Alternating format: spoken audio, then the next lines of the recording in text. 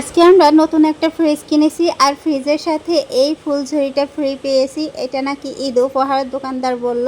তো এই বক্সটার ভিতরে অনেক অনেক জিনিস আসছিল। জিনিসগুলো এত কিউট, এত সুন্দর, আমার তো অনেক বেশি পছন্দ হয়েছে।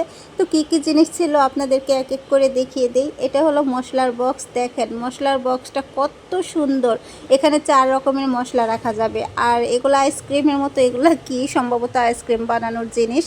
তো আর এটা হলো ডিমের কেস। এটাও আমার ভালো লাগছে। প্রত্যেকটা জিনিসই এত সুন্দর, একটার থেকে আরেকটা বেশি সুন্দর। আর এই যে একটা বক্সও দিয়েছে, আর বক্সের ভিতরে এই যে ক্লিপগুলো দিয়েছে, এগুলো আসলে ক্লিপ দিয়ে কী করে আমি সঠিক জানি না। এই ক্লিপগুলো আমি কখনো ব্যবহার করি নাই, কাউকে ব্যবহার করতে দেখিও নাই। আপনারা যদি জানেন অবশ্যই আমাকে কমেন্টে জানাবেন।